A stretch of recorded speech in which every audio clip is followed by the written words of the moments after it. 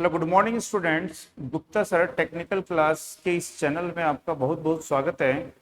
और यहाँ पे हम एसएससी सीरीज जे इलेक्ट्रिकल के इंस्ट्रूमेंट के प्रीवियस ईयर के क्वेश्चंस पेपर को सॉल्व कर रहे हैं। उसी में ये तीसरे नंबर का वीडियो है। तो यहाँ पे क्वेश्चन इस प्रकार से दिया हुआ है, a moving coil instrument has a resistance of 10 ohm and gives full scale deflection at 0.5 volt potential difference across it. How can it be adopted to measure a current up to 100 ampere? तो यहाँ पे given है कि एक moving coil instrument है। तो यहाँ पे सपोज मान लीजिए एक हमारे पास में इस प्रकार से मूविंग कॉइल इंस्ट्रूमेंट है ये, और इस इंस्ट्रूमेंट के अक्रॉस जो पोटेंशियल डिफरेंस है वो 0.5 वोल्ट है। इसका रेजिस्टेंस 10 ओम है। तो हम इस मीटर की करंट को कैलकुलेट कर लेते हैं। तो इस मीटर की करंट होगी 0.5 volt upon 10 ohm is equal to 0.05 ampere. हमको इसकी रेंज को एक्सटेंड करना है 100 एम्पियर। हमको 100 एम्पियर करंट मेजर करना है। तो 100 एम्पियर में से 0.05 मीटर में फ्लो होगा एंड रिमेनिंग करंट जो होगी वो इस शंट से पास हो जाएगी। तो जो शंट रेजिस्टेंस हमने यहाँ पे कनेक्ट किया है, इस शंट से रिमेनिंग करंट यहाँ पे पास हो जाएगी। तो यहाँ पे देखेंगे कि जो ये हमारा शंट है, इस शंट से कितनी करंट फ्लो होगी। तो शंट करंट का मैग्नीट्यूड होगा circuit current minus meter current. Circuit current 100 minus meter current is equal to 99.95 ampere. अब हमको यहाँ पे शंट रेजिस्टेंस कैलकुलेट करना है। तो शंट रेजिस्टेंस कैसे कैलकुलेट करेंगे? तो पोटेंशियल डिफरेंस है ना, कभी भी रेजिस्टेंस कैलकुलेट कैसे करते हैं? तो रेजिस्टेंस कैलकुलेट करने के लिए पोटेंशियल डिफरेंस अपॉन क्या लिखते हैं? करंट। तो रेजिस्टेंस के अक्रॉस पोटेंशियल डिफरेंस है 0.5 वोल्ट, और रेजिस्टेंस की जो करंट है वो यहाँ पे गिवन है 99.95। इसको डिवाइड करेंगे तो हमारा आंसर आएगा 0.005 ओम। तो यहाँ पे जो हमारा आंसर होगा वो आंसर हो जाएगा 0.005 ओम। ये हमारा यहाँ पे आंसर होगा। ठीक, समझ में आया? इसके बाद में नेक्स्ट क्वेश्चन देखते हैं यहाँ पे। तो नेक्स्ट क्वेश्चन गिवन है, the multiplying power of the shunt of a millimetre is 8। तो कोई मिलीमीटर है, उसकी मल्टीप्लाइंग पावर 8 है। If circuit current is 200 milli ampere then current through the meter is. तो यहाँ पे इस प्रकार से गिवन है कि ये एक मिलीमीटर है, मिलीमीटर है, और यहाँ पे शंट लगा होगा। ठीक, और यहाँ पर 200 मिली एम्पियर सर्किट करंट है। इसकी मल्टीप्लाइंग पावर हमको पता है। ठीक, तो इसको हम बोलते हैं आई सर्किट करंट, ये मीटर करंट है यहाँ पे। तो मल्टीप्लाइंग पावर जो फार्मूला होता है फॉर मिली अमीटर या अमीटर या गैल्वेनोमीटर, उसकी वैल्यू होती है circuit current upon meter current is equal to 1 plus meter resistance upon shunt resistance. तो यहाँ पे देखेंगे ये पैरामीटर एब्सेंट है, तो इसको हम कंसिडर नहीं करेंगे। यहाँ पे मल्टीप्लाइंग पावर हमको गिवन है, तो इसकी वैल्यू यहाँ पे है 8। सर्किट की करंट हमको गिवन है 200 milli ampere. Meter current calculate करेंगे, मीटर करंट की वैल्यू आएगी 200 अपॉन 8, 25 मिली एम्पियर। तो हमारा आंसर आएगा 25 मिली एम्पियर। नेक्स्ट क्वेश्चन देखिए यहाँ पे। तो नेक्स्ट क्वेश्चन देखते हैं इसमें।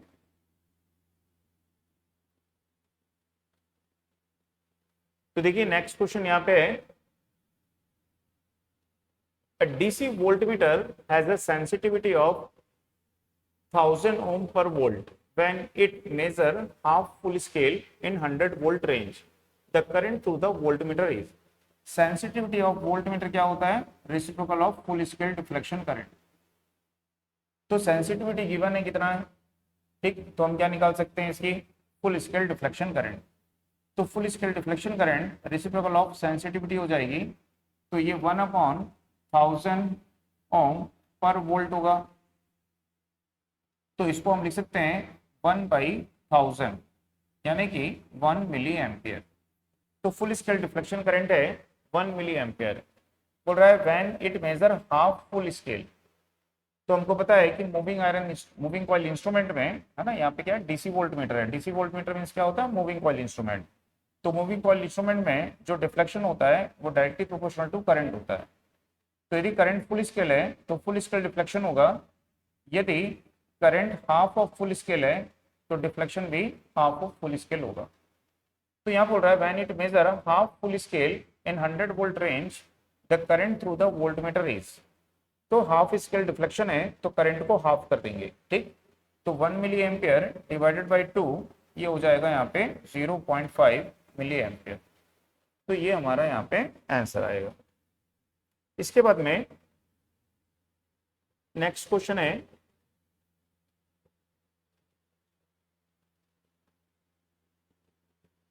तो नेक्स्ट क्वेश्चन गिवन यहाँ पे है हमको, to increase the range of an AC ammeter, to increase the range of an AC ammeter you would use. तो आपको याद रखना है कि जो डीसी इंस्ट्रूमेंट होते हैं, ठीक है, डीसी अमीटर है यहाँ पे और एसी मीटर है, तो उसके लिए हम क्या यूज करते हैं। तो यदि हमारे पास में डीसी मीटर है, तो डीसी मीटर यदि हमारा वोल्ट मीटर है, ठीक, तो इसके लिए हम यूज करते हैं multiplier. Multiplier means high value resistance in series. यदि डीसी अमीटर है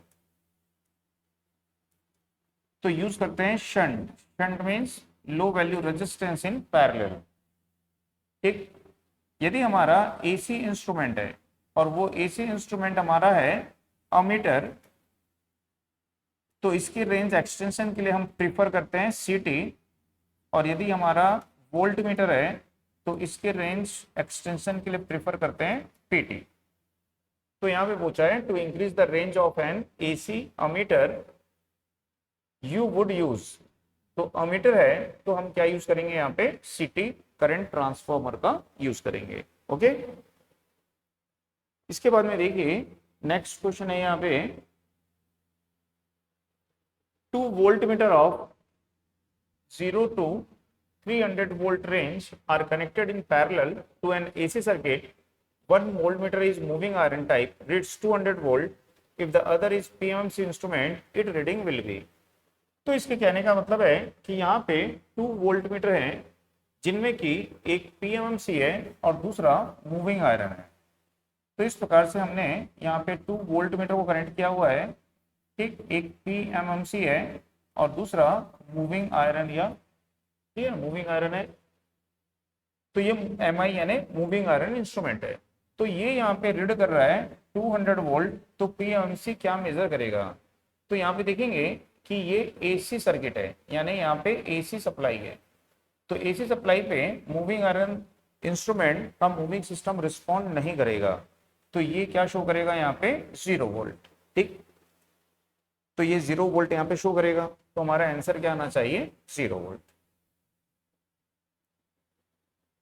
इसके बाद में नेक्स्ट क्वेश्चन देखिए, तो नेक्स्ट क्वेश्चन है, EMF induced in a coil rotating in a uniform magnetic field will be maximum when the rate of cutting flux by the coil side is minimum। तो ये जो क्वेश्चन है ये instrument का नहीं है, बाय मिस्टेक यहाँ पे आ गया है। तो ये जो क्वेश्चन है ये जनरेटर का है।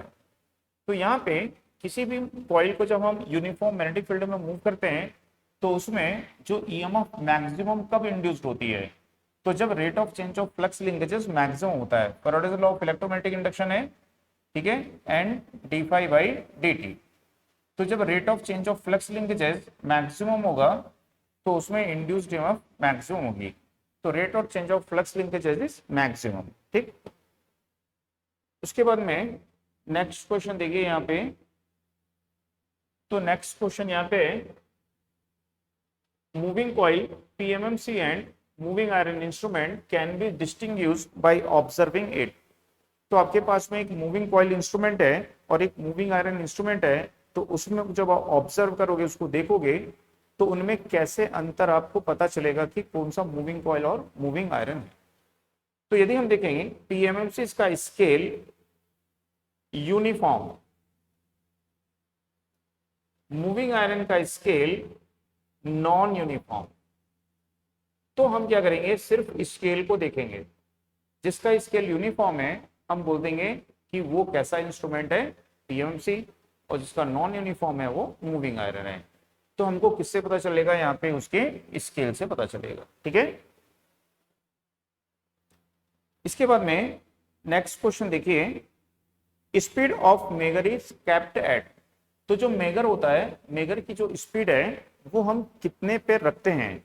तो जो मेगर होता है उस मेगर की स्पीड सबको पता है कितने पे रखी जाती है, 160। तो मेगर की जो स्पीड है वो हम कितने आरपीएम पे रखते हैं, 160 आरपीएम पे रखेंगे, इसको याद रखिएगा। ठीक, इसके बाद में देखिए जो नेक्स्ट क्वेश्चन है, इसमें है if a dynamometer type wattmeter is connected in AC circuit, power indicated by wattmeter will be. ठीक, तो जो डायनोमीटर वॉटमीटर है जब उसको हम एसी सर्किट में कनेक्ट करेंगे तो वो कौन सी पावर को इंडिकेट करेगा। तो जो वॉट मीटर होता है, इस वॉट मीटर में इंडिकेशन के लिए हम मूविंग सिस्टम का यूज करते हैं। तो यदि हम देखें पावर की इंस्टेंटेनियस वैल्यू होती है, ये पावर की इंस्टेंटेनियस वैल्यू है।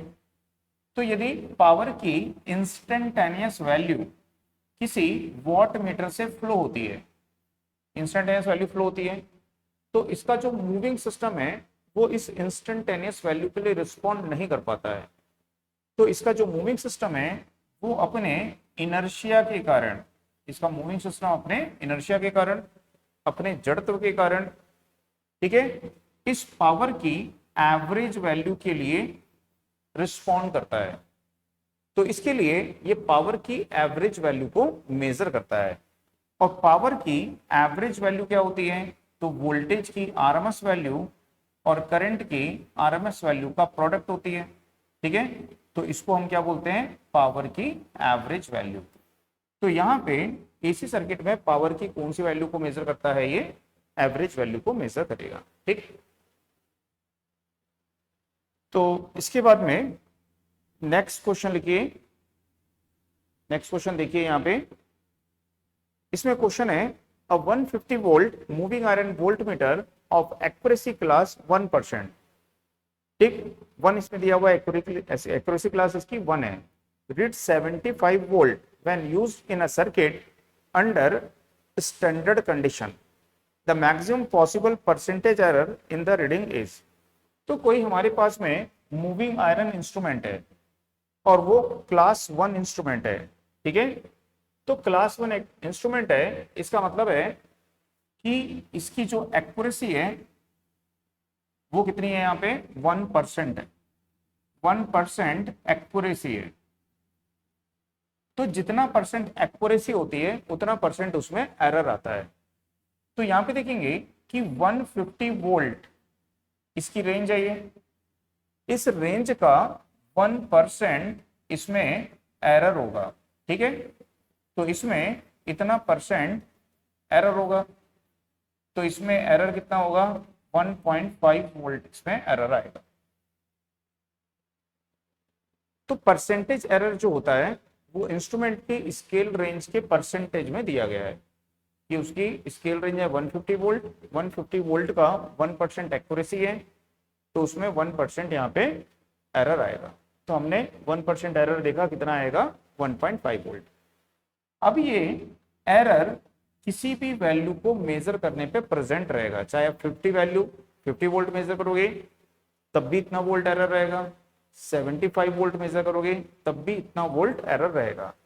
तो इतने वोल्ट का एरर किसी भी वैल्यू के मेजरमेंट में ऑलवेज प्रेजेंट रहेगा। तो ये जो एरर है, जब हम 75 वोल्ट मेजर करेंगे तो ये एरर इस 75 वोल्ट का हाउ मच परसेंट होगा, कितना परसेंट होगा, तो ये इसका परसेंटेज एरर हो जाएगा। तो यदि इसको हम सिंप्लीफाई करें तो ये परसेंटेज एरर कितना हो जाएगा, लगभग 2% हो जाएगा ना। 25 से डिवाइड कर दोगे 3, 25 से 4, 3 से डिवाइड करोगे 0.5, तो कितना वोल्ट एरर, कितना परसेंट एरर हो जाएगा, ये 2% इसमें एरर हो जाएगा। तो जो परसेंटेज एरर है वो कितना परसेंट एरर हो जाएगा, 2। तो वही इंस्ट्रूमेंट है, जब उससे 150 वोल्ट मेजर करेंगे तो इतना वोल्ट एरर होगा जो कि उसका 1% होगा, लेकिन उसी इंस्ट्रूमेंट से जब हम 75 वोल्ट मेजर करेंगे तब भी इतना वोल्ट एरर होगा जो कि 75 वोल्ट का 2% हो जाएगा। तो हमारा आंसर यहाँ पे आना चाहिए 2%। ये यहाँ पे रॉन्ग है ना, ये होना चाहिए 4%, 2%, 10%, 50%, 5%, ऐसा होना चाहिए। 1%, सॉरी, ये 1% और ये होना चाहिए 5%। तो यहाँ पे कितना एरर होना चाहिए, यहाँ पे 2% इसमें एरर आना चाहिए। इसके बाद में नेक्स्ट क्वेश्चन देखेंगे, 3 wattmeter method of power measurement can be used to measure power in। तो 3 wattmeter मेथड जो होता है पावर मेजरमेंट के लिए, उसको हम किस में यूज कर सकते हैं, पावर के मेजरमेंट के लिए। तो आपको सबको पता ही है कि 3 wattmeter मेथड का यूज हम किस में कर सकते हैं, बैलेंस और अनबैलेंस दोनों लोड के लिए कर सकते हैं। 2 wattmeter मेथड का भी यूज किस में कर सकते हो, बैलेंस और अनबैलेंस दोनों लोड में कर सकते हो। ठीक है, तो यहाँ पे हमारा आंसर आना चाहिए both balance and unbalance load. इसके बाद में नेक्स्ट क्वेश्चन पे आते हैं, in which of the following do the measurements find their application, automatic control of process and operation, engineering experimental analysis, monitoring of process and operation.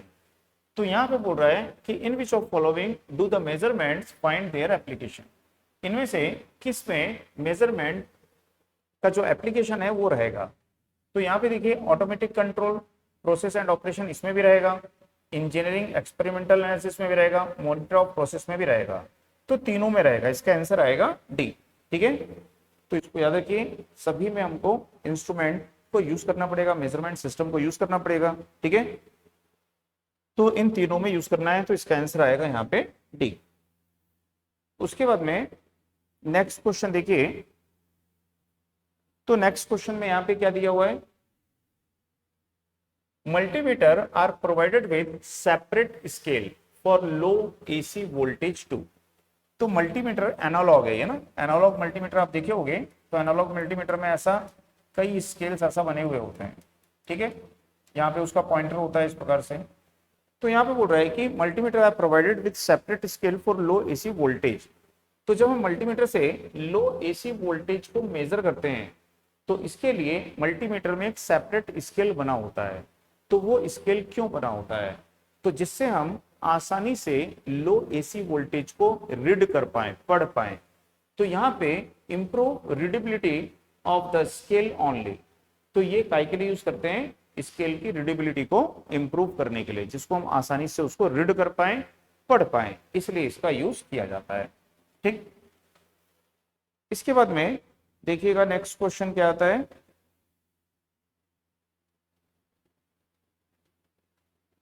तो next question है a volt meter with a broadband width has. तो ये जो volt meter है, ये volt meter digital volt meter है।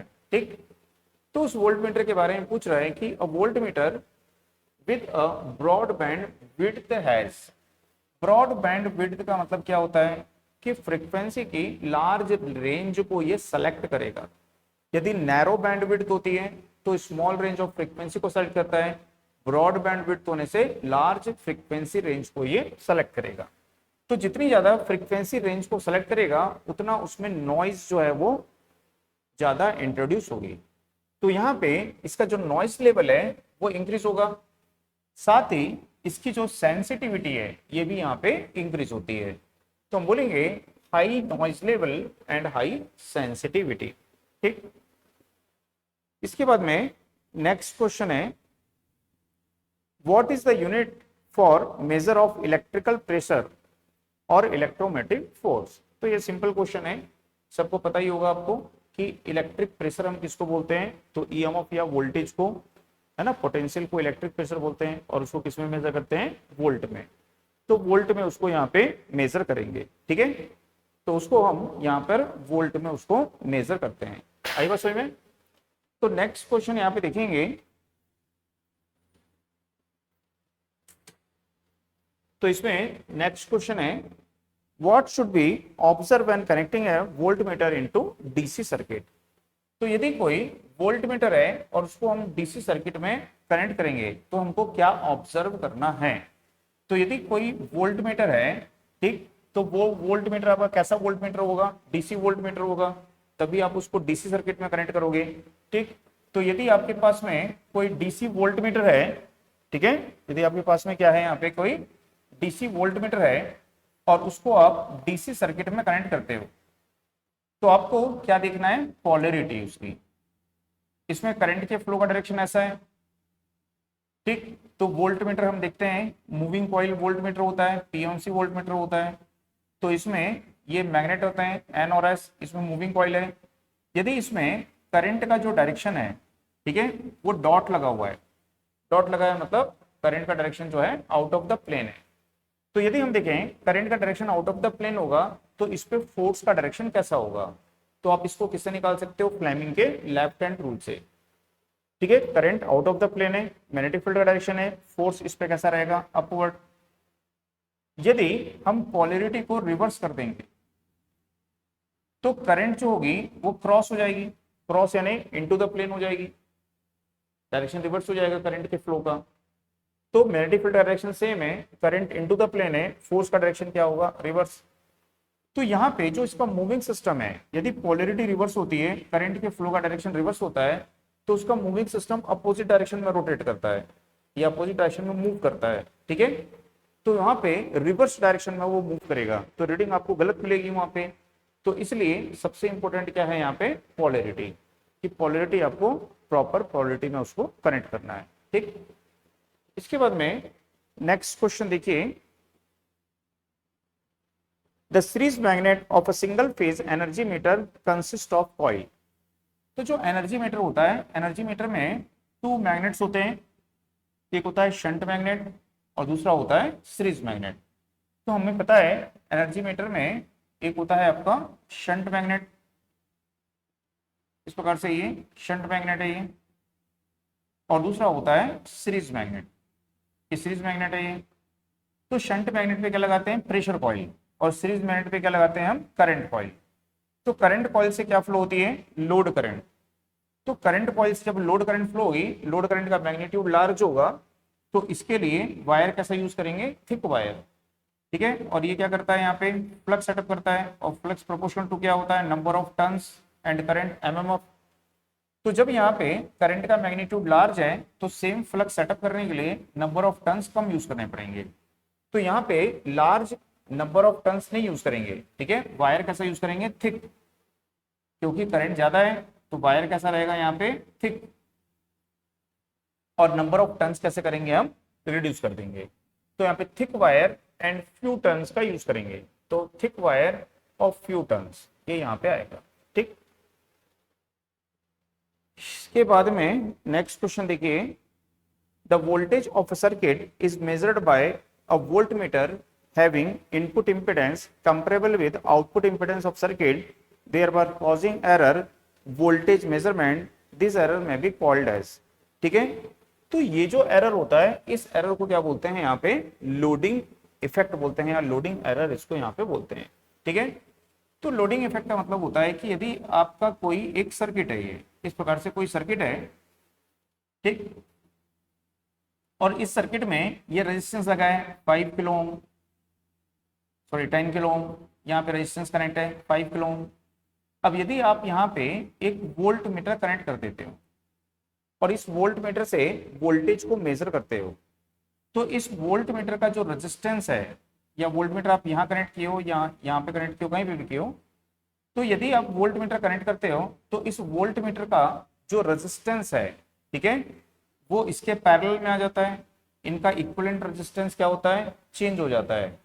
तो यदि ये वोल्ट मीटर जो हम यहाँ पे कनेक्ट किए हैं, ये वोल्ट मीटर 5 किलो ओम का होगा, तो यहाँ का इक्विवेलेंट रेजिस्टेंस कितना हो जाएगा, 2.5 किलो ओम।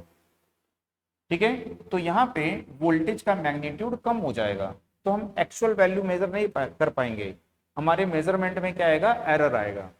तो हमको पता है कि वोल्ट मीटर का रेजिस्टेंस हमको क्या रखना चाहिए, हाई रखना चाहिए। इसीलिए रखना चाहिए कि यदि ये 5 किलो ओम है, यदि हम यहाँ पे 100 किलो ओम का या 100 मेगा ओम का वोल्ट मीटर यूज करेंगे तो वो ज्यादा एक्यूरेट रीडिंग मेजर करेगा, नियर टू ट्रू वैल्यू। ठीक है, तो इसकी जो वैल्यू होगी वो ट्रू वैल्यू के नियरेस्ट होगी।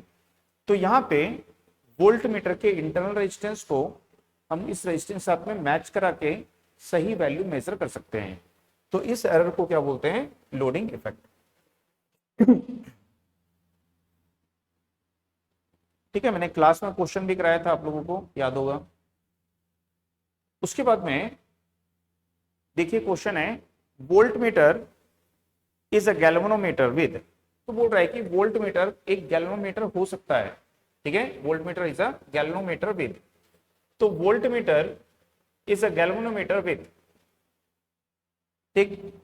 तो यदि गैल्वेनोमीटर जो है, इस गैल्वेनोमीटर के सीरीज में हम क्या करेंगे, हाई वैल्यू रेजिस्टेंस को कनेक्ट कर देंगे। ठीक है, तो यदि हम गैल्वेनोमीटर के सीरीज में हाई वैल्यू रेजिस्टेंस को कनेक्ट कर देते हैं तो वो क्या बन जाता है, वोल्ट मीटर। तो galvanometer with high value series resistance is a volt meter. तो volt meter is a galvanometer, volt meter is a galvanometer with high value series resistance. ठीक, इसके बाद में नेक्स्ट क्वेश्चन देखिए, the dead time of an instrument refer to, तो instrument का जो dead time होता है इसका मतलब क्या होता है। तो इंस्ट्रूमेंट में जब हम मेजरमेंट ले रहे हैं तो लार्जेस्ट इनपुट जो चेंज होता है, कि इनपुट में लार्जेस्ट वैल्यू चेंज हुई, उसके बाद में जो डिफ्लेक्शन होने में समय मिलेगा, यानी इंस्ट्रूमेंट रिस्पॉन्ड करने में जो टाइम लगाता है।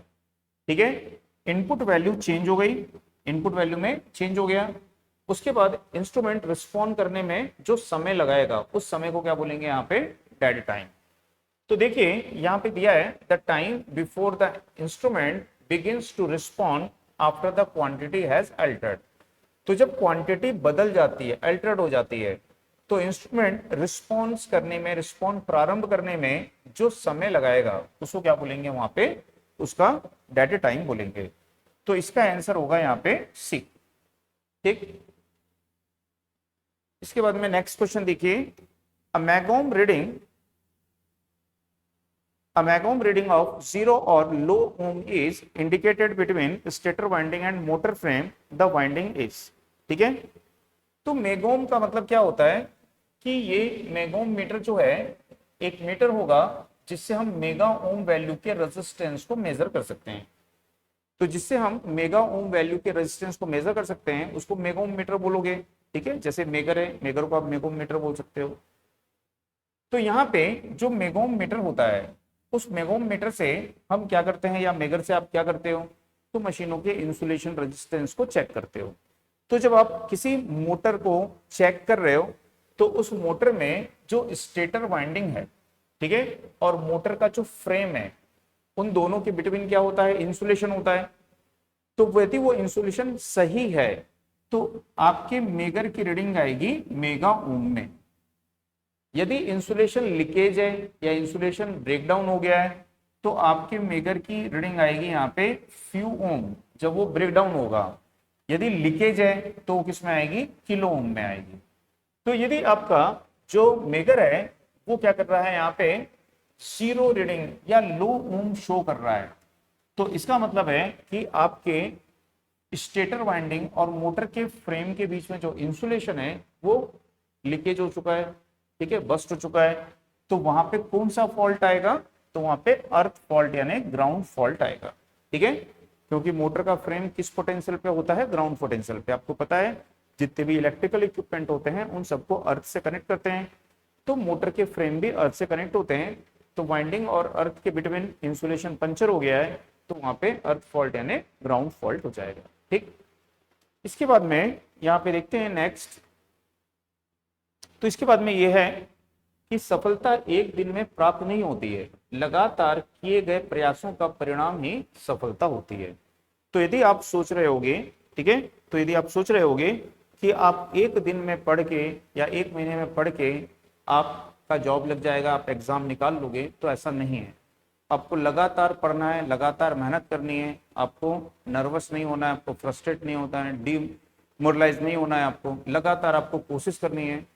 तो जब आप लगातार मेहनत करोगे साल भर 6 महीने, तभी आपको सफलता मिल सकती है। तो मैं चाहता हूं आप सब लगातार वीडियो को वॉच करें, शेयर करें, लाइक करें। तो मैं आपके लिए लगातार इसमें चैनल पे नए नए वीडियो लेके आऊँगा, ठीक है, अलग अलग एग्जाम्स के, और जो क्वेश्चंस एग्जाम में आ सकते हैं या आ चुके हैं वो सारे पेपर्स मैं आपको यहाँ पे अवेलेबल कराऊंगा।